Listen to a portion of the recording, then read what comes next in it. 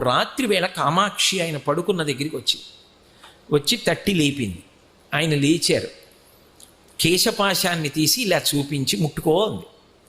ఆయన ఇలా ముట్టుకున్నారు. జిగురుగా ఉంది. ఏమ్మా జుట్టు జిగురుగా ఉందన్నారు. పాలు పోసి వెళ్ళిపోయావు అని. అమ్మా నీ గుడి పునర్నిర్మాణం చేయాలని తాపత్రయపడ్డానమ్మా అన్నారు.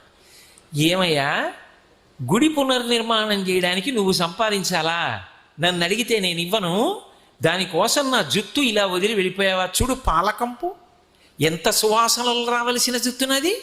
వెనక్కి వచ్చి అభిషేకం చెయ్యండి. రాత్రికి రాత్రి ఆయన బ్రిటిష్ ప్రభుత్వం వారిని అడిగారు తలుపులు తీయమని. తీశారు. వాళ్ళ గౌరవం కొద్ది. వాళ్ళకి ఆ గౌరవం ఉండేది. తలుపులు తీస్తే వారు గబగబా వచ్చి కంచిలో అమ్మవారికి మళ్ళీ అభిషేకం పూర్తి చేశారు. ఆ తర్వాత ఎక్కడి నుంచి వచ్చిందో కాసుల వర్షం పడిపోయింది. ఆ దేవాలయం అంతా పునర్నిర్మాణం చేశారు.